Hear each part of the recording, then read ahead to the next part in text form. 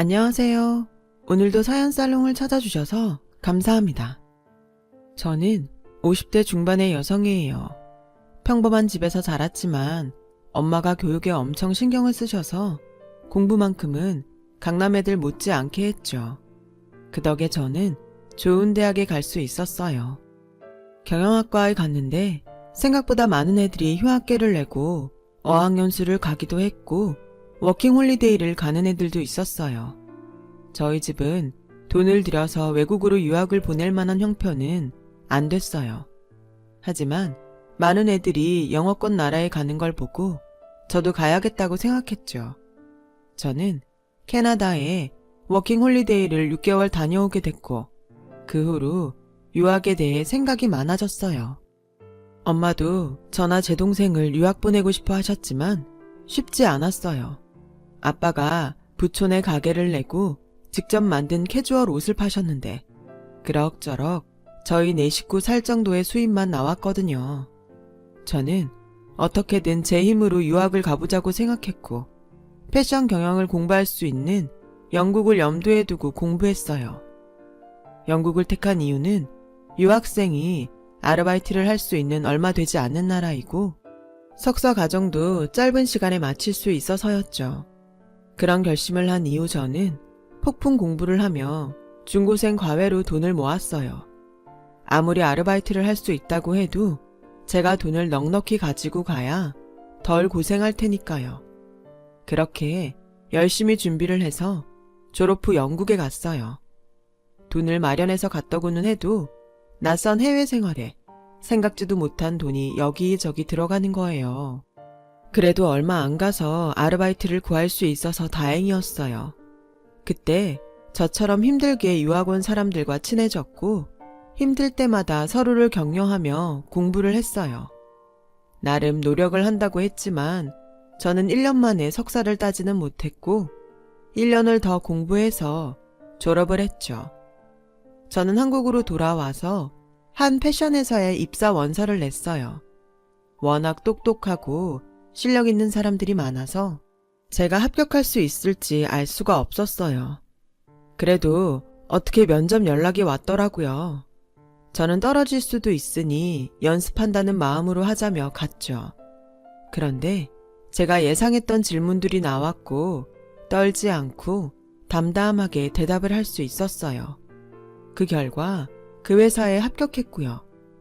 제가 합격 연락을 받은 날 아빠는 너무 좋아서 가게 문을 닫고 근처 가게에 떡을 돌리며 자랑을 하시더라고요. 나는 그냥 동네 옷가게를 하는데 우리 딸은 패션 회사를 들어갔지 뭐야. 걔가 어릴 때부터 남들보다 똑똑하긴 했는데 이렇게 잘났을 줄은 몰랐네. 라며 만나는 사람들마다 똑같은 얘기를 반복하셨다고요. 아빠, 이제 그만해. 나 창피하려고 해. 그리고 이게 다 아빠가 유학 가도 된다고 허락해주고 공부하는 거 밀어줘서 그렇지. 나 혼자 된 건가? 엄마도 공부하는 거라면 뭐든 다 해줬잖아. 라고 하니 옆에 있던 엄마가 은경아, 그렇다고 다 공부 잘하고 너처럼 잘 되는 거 아니야. 나는 진짜 너도 그렇고 미경이도 내 말 잘 따라줘서 얼마나 니들한테 고마운데. 거기다 이렇게 좋은 회사도 척척 들어가줬는데 100번 1000번이라도 말할 거다. 너랑 미경이는 엄마 아빠의 자랑이야. 라며 좋아하시는데 그동안 엄마가 저희 공부시키느라 아빠 몰래 동네 슈퍼에서 부업하시던 게 생각나서 눈물이 났어요. 동생은 대학원에 다니고 있었는데 교수를 목표로 공부하는 중이었어요. 미경아, 이제 언니 돈 버니까 걱정 말고 공부해. 너 유학 간다고 하면 언니가 돈 보태줄 테니까. 언니는 유학 가서 힘들게 공부했는데 나만 그런 덕 보는 것 같아서 미안해. 그런 게 어딨어. 누구 한 명이라도 편하게 살면 좋지. 너는 열심히 하는 게 보답하는 거니까 그렇게 알아. 저는 집안 식구들의 기둥이 됐다는 생각에 너무 뿌듯했어요. 그래서 회사도 더 열심히 다녔어요. 제가 하루하루 일해서 버는 돈이 가족들에게 도움이 되는 게 너무 좋았거든요. 또 제가 회사 다니는 게 아빠한테 힘이 된다는 게 기뻤어요. 회사에서는 처음에 일이 서툴러서 혼나기도 하고 뜻하지 않은 어려움도 있었지만 시간이 지나고 한 해 한 해 흐를수록 점점 익숙해져 갔어요. 그러다가 남편을 만나게 됐죠. 남편은 같은 회사의 영업 전략팀이었어요. 저는 마케팅팀에 있었고요. 회사 전체 모임에서 만난 저희는 그 후에 남편이 먼저 저한테 다가왔어요. 은경 씨랑 같이 있으면 참 마음이 편해요. 저랑 계속 만나보지 않을래요? 그 무렵 저도 흔히 말하는 결혼할 나이를 지나서 얼른 누구든 만나면 좋겠다고 생각하고 있었어요. 남편은 주변하고도 잘 지냈고 영업팀이어서 그런지 성격도 좋았어요. 저는 괜찮은 사람을 만나서 다행이라고 여기고 그러자고 했죠. 엄마, 아빠도 동생도 남편과의 만남에 찬성했어요. 우리 딸 일만 하고 남자한테는 관심 없는 것 같아서 걱정했는데 이렇게 남자친구가 있는 거 보니 마음이 놓이네. 엄마는 이제 네 결혼 혼수 보러 다녀야겠다. 라며 앞서가실 만큼 좋아하셨어요. 저는 그렇게 남편과 1년 조금 넘게 사귀다가 결혼을 약속했어요. 시어머니는 젊을 때 의상실을 했다고 하더라고요. 시아버지는 7급 공무원으로 있다가 남편이 대학생 때 돌아가셨다고 해요. 우리는 고위직 집안이라서 그에 어울리는 며느리를 드리고 싶었는데 그래도 네가 회사가 우리 태영이 회사라니 구색이 맞춰지는구나. 저와 남편이 다니는 회사가 마치 남편 회사인 것처럼 말하는 게 좀 이해가 안 됐지만 나이도 들고 아들 자랑을 하고 싶어서 그랬겠지 했어요. 저희 엄마 아빠도 제가 좋은 회사 다닌다고 사람들한테 자랑하시던 게 생각났거든요. 그리고 나도 예전에 디자인도 다 하고 옷 만들어 봐서 알아. 이게 아무리 잘 만들고 선전을 해도 역시 말을 잘해서 사게 만들어야 되는 거야. 라며 결국 또 아들이 잘났다는 얘기를 하는데 좀 귀엽기까지 했어요. 남편이 죽고 나서 아들만 의지하고 살았으니 그럴만 하겠다 했죠. 그리고 그 옛날에 의상실을 해서 그런지 좀 화려한 걸 좋아하시더군요. 하지만 결혼식 날 그렇게까지 할 줄은 아무도 몰랐어요. 결혼식은 그래도 저와 남편이 주인공이잖아요. 안 그래도 많은 사람들 앞에 드레스를 입고 나가는 게 떨렸는데 아빠와 함께 식장 앞에 서 있다가 깜짝 놀랐어요. 저희 앞에 시어머니가 있더라고요. 엄마랑 같이 맞췄던 한복이 아니고 아주 고급스럽고 나비와 꽃이 화려하게 수놓인 한복에 밍크털을 두르고 머리에는 보석이 촘촘히 박힌 머리띠까지 하고 있었어요. 저와 아빠는 무슨 일인가 하고 어리둥절해 있었어요.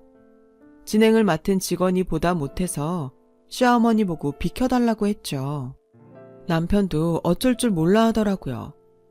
엄마, 여기 말고 저쪽으로 들어가야 돼. 여기는 나랑 은경이가 들어가는 데야. 라고 했지만 시어머니는 결국 문을 열고 버진로드를 먼저 걸어 들어갔어요. 그러면서 자기가 주인공인 것처럼 사람들한테 인사를 하더라고요. 남편은 얼굴이 벌개져서 아빠한테 죄송합니다 장인어른. 어머니가 너무 긴장하셔서 착각을 하신 것 같아요. 미안해 은경아. 괜찮네. 어르신이 그러실 수도 있지. 너무 미안해하지 말게나. 라며 아빠는 남편을 다독였어요. 저도 어이는 없었지만 잘못 알았으려니 했어요.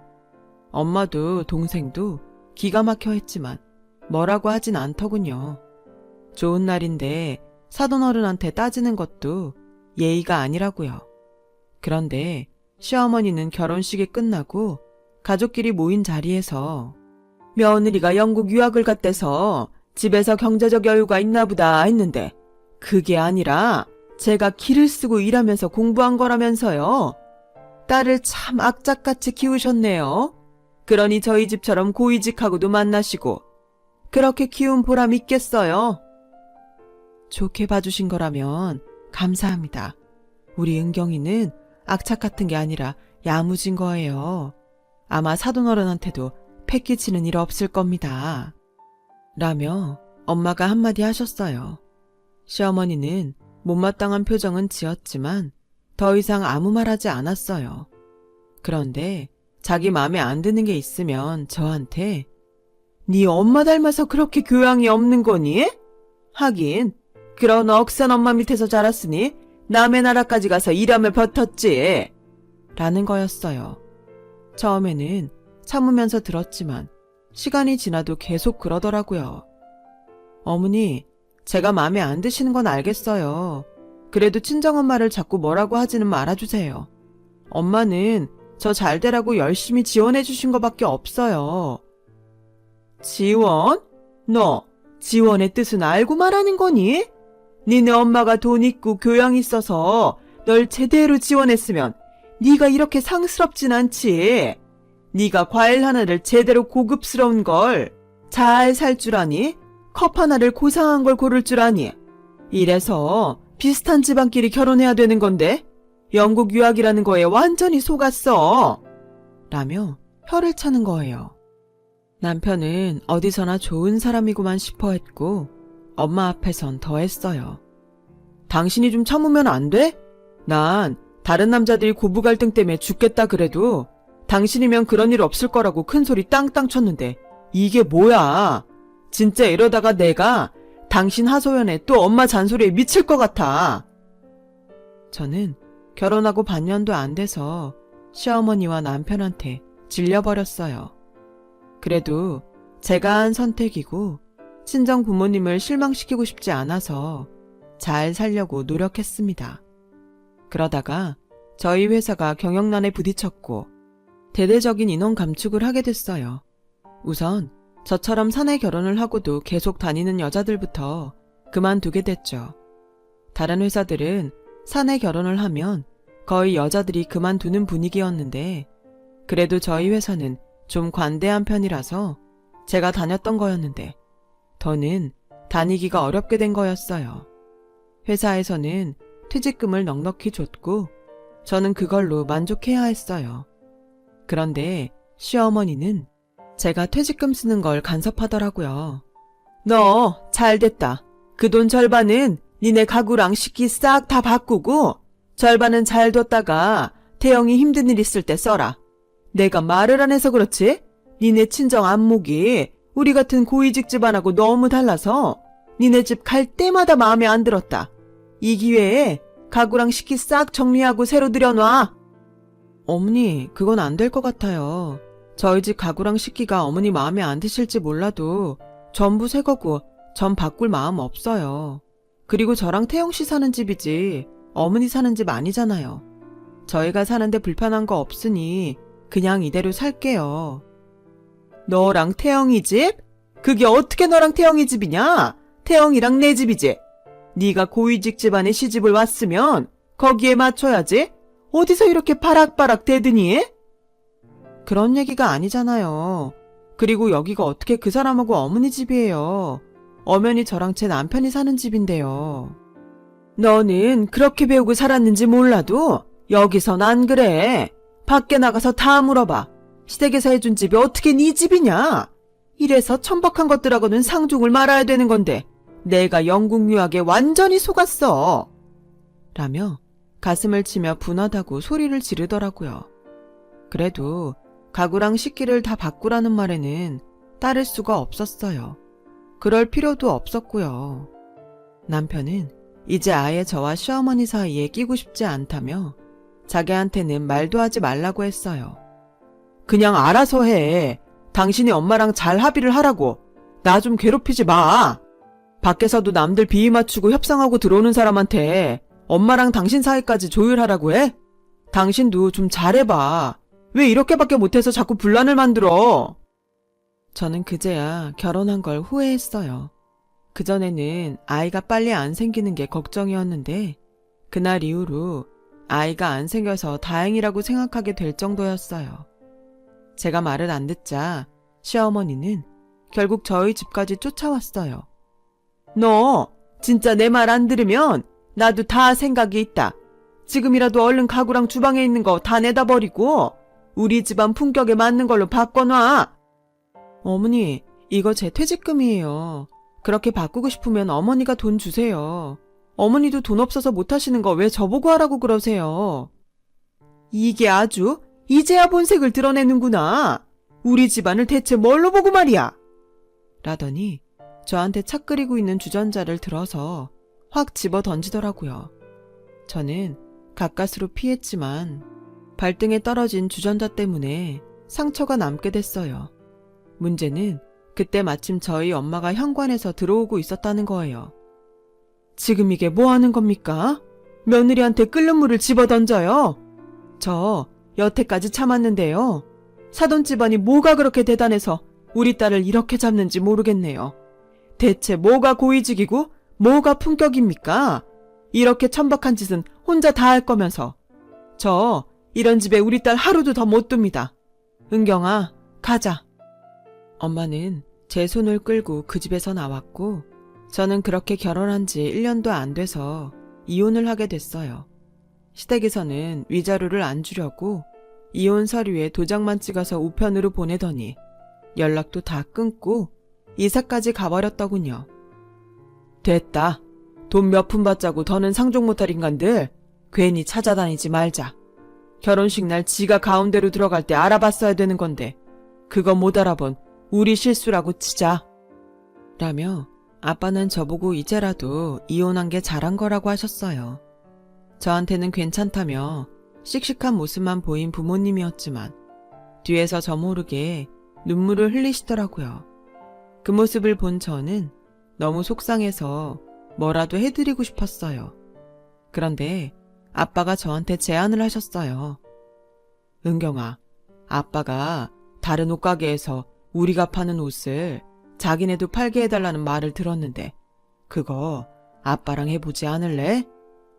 그도 그럴 게 아빠가 만드는 옷들이 잘 팔리는 편이었거든요. 아빠 옷가게는 다른 데에서 옷을 받아다 파는 게 아니라 거의 아빠가 만드는 옷을 팔았어요. 그러다가 다른 옷가게에서 제안을 받은 거였고요. 아빠는 변두리 작은 건물 지하에 세를 얻어서 직원 둘과 함께 옷을 만드셨어요. 그러다 보니 옷을 많이 만들어내는 건 어려웠죠. 저는 제 퇴직금을 털어서 옷공장을 할 장소를 구하고 직원들도 뽑았어요. 아빠가 디자인을 하고 패턴을 만들면 다른 직원들이 각자 맡은 자리에서 미싱을 돌리고 단추를 달고 마무리를 했어요. 엄마와 저는 마지막에 실밥을 제거하는 일을 했고요. 그러면서 어떤 옷들이 더 잘 팔릴지 잡지도 보고 사람들이 옷 입고 다니는 것을 보며 유행을 파악했어요. 또 어떻게 하면 더 사람들의 시선을 끌지 생각해서 옷가게 마네킹 위치도 바꾸고 다른 액세서리들도 배치했어요. 얼마 지나지 않아서 아빠 가게에는 전보다 더 많은 사람들이 오게 됐고 아빠한테 옷을 받아간 가게도 옷이 잘 팔려서 매출이 늘었다고 좋아했어요. 저희는 아예 브랜드를 만들기로 했어요. 인터넷 쇼핑몰도 만들어서 브랜드 이름을 그대로 붙였고요. 저희 옷을 떼어가려는 가게들도 점점 늘었어요. 아빠와 저는 그렇게 사업을 하는 재미에 푹 빠졌고 6년쯤 지나고 났더니 저희 쇼핑몰이 제법 규모가 있고 단골이 많은 가게가 됐더라고요. 저희는 공장이 있는 동네의 작은 건물 하나를 통째로 빌려서 사무실을 두고 매장까지 냈어요. 저희가 직접 운영하는 가게만 2개가 됐고 인터넷 쇼핑몰로도 계속 옷을 팔았죠. 소매 가게들과도 거래를 했고요. 그러는 중에 동생은 유학을 마치고 한국에 왔고 결혼을 하게 됐어요. 저희 식구는 제 결혼으로 생긴 상처 때문에 동생의 남자친구와 시댁을 굉장히 꼼꼼히 살폈죠. 다행히 동생 시댁은 다 좋은 사람들 같았어요. 그래도 저희는 자꾸 조심하게 되더라고요. 엄마는 일부러 혼수도 비싼 건 못한다며 동생 시댁을 떠보기도 했어요. 물론 저도 엄마가 좀 지나치다고는 생각했지만 저 때문에 받은 상처가 그렇게 크구나 싶어서 아무 말도 못하겠더라고요. 저는 따로 동생과 예비 매부를 만나서 좋은 데에서 옷을 맞춰줬어요. 언니, 일부러 이러지 않아도 되는데 우린 괜찮아. 아니야, 내가 해주고 싶어서 그래. 집에서 해주는 거랑 별도로 그냥 내 선물이니까 받아. 이렇게 신경 써주셔서 감사합니다. 처형이라고 해도 되죠? 물론이죠. 우리 미경이한테 잘해줘요. 난 그거면 돼요. 저는 두 사람을 데리고 명품 브랜드 샵에 가서 가방도 사줬어요. 두 사람이 가방을 들고 나란히 거울 앞에 서서 이리저리 보는데 바닥을 닦던 아줌마가 밀대 끝으로 동생 옆구리를 팍 찔렀어요. 모르고 한 거겠지만 동생이 아파하는데도 그냥 가버리는 걸 보니 기분이 상하더라고요. 저는 매장 매니저를 불러서 항의했어요. 매니저는 난처해하면서 사과를 했어요. 정말 죄송합니다, 고객님. 지금 청소 시간도 아닌데 저 청소 직원이 나이도 좀 있는 데다가 들어온 지 얼마 안 돼서 그런 것 같아요. 너그럽게 이해 부탁드려요. 라길래 서툴면 그럴 수도 있겠다 싶어서 그 정도로 넘어갔어요. 그런데 나가는 길에 그 청소 직원과 마주치게 됐고 저와 동생은 그 사람 얼굴을 제대로 보고는 깜짝 놀랐어요. 다름 아닌 시어머니였어요. 시어머니는 저와 제 동생을 훑어보더니 얼굴 근육에 경련이 난 것처럼 실룩거리더라고요. 니네가 어떻게 여길 왔냐? 어떻게 오긴요? 쇼핑하러 왔죠. 라고 차갑게 대답하고는 동생과 매부를 데리고 돌아와 버렸어요. 그 도도하고 대단하던 시어머니가 어떻게 거기서 청소를 하게 됐는지 몰라도 저희를 계속 무시하는 식으로 말하는 건 정말 참을 수 없었어요. 그런데 며칠 후 시어머니가 사무실로 저를 찾아왔어요. 어떻게 안 건지 몰라도 위자료 때문에 연락을 끊었던 사람치고 정말 뻔뻔하다는 생각만 들었어요. 시어머니는 전과는 다르게 아주 불쌍한 표정으로 예, 오랜만에 만나서 반갑다고 한다는 게 내가 그만 실수를 했다. 이해 좀 하고 넘어가죠. 여기는 어쩐 일이세요? 다시는 저 볼 일 없는 거 아니었어요? 그게 내가 좀 급해서 그러는데 돈 좀 빌려다오. 금방 쓰고 갚을게. 라는데 정말 기가 막혔어요. 저한테 뭐 맡겨놓은 것처럼 말씀하시네요. 저 그런 돈 없습니다. 돌아가세요. 라고 하자 시어머니는 제 손을 꼭 붙잡고 사정을 하더군요. 우리 태영이가 사업을 하다가 돈이 좀 모자라서 요새 많이 힘들어해. 너도 사업을 하니 그 심정 알 거 아니니? 없다고만 하지 말고 조금만 도와줘.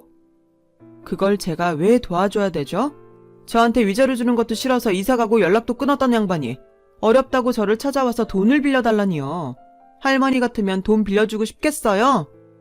할머니? 너 아무리 그래도 어떻게 그런 말을 하냐? 예전 일이라고 해도 내가 너 시어머니 아니었니? 꼭 이렇게까지 해야겠어? 그 예전 일 때문에 저희 가족 전부 아무도 못 믿고 살아요. 겉으로 아무리 좋은 사람 같아 보여도 의심한다고요. 댁들 때문에요. 그런데 제 입에서 좋은 말이 나가겠어요? 무슨 일인지 몰라도 댁들 일은 댁들이 알아서 해결하세요. 여기요. 경비원 아저씨 좀 불러주세요.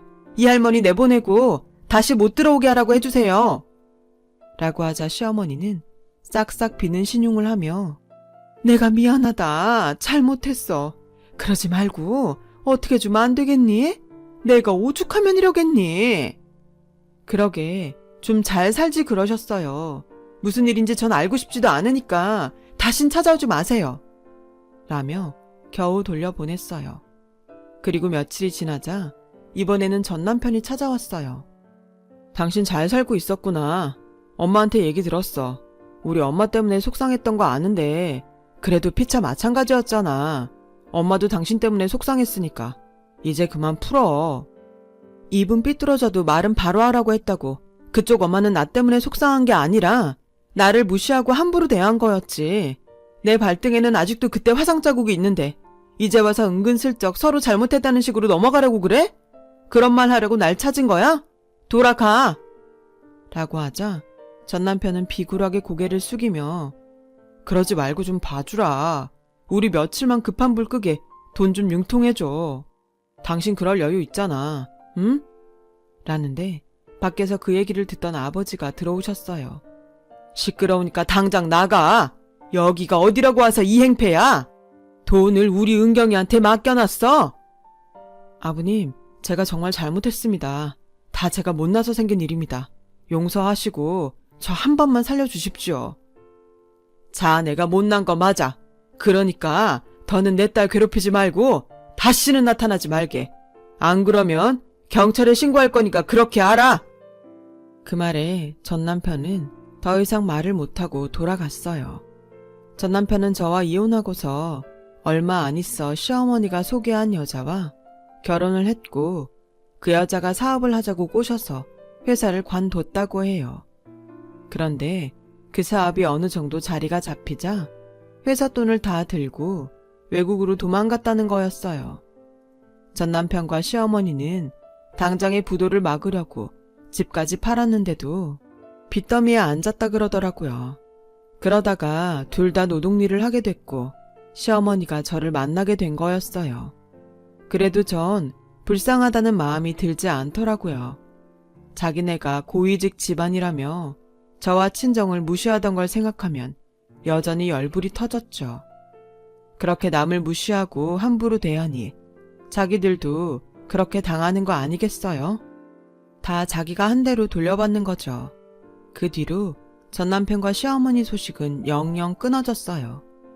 저는 결혼에 너무 질려서 지금까지 혼자 살고 있어요. 하지만 부모님도 계시고 동생네 부부와 예쁜 조카도 있어서 외롭지 않게 지내고 있죠. 이렇게 사는 것도 나쁘지 않은 것 같습니다. 긴 얘기 들어주신 분들 다들 건강하시고 좋은 일만 가득하길 빌게요. 모두 행복한 하루 되세요. 감사합니다. 여러분, 사연 댓글에 응원과 현명한 조언 부탁드려요. 좋아요와 구독은 저에게 큰 힘이 됩니다. 오늘도 좋은 일 가득하세요.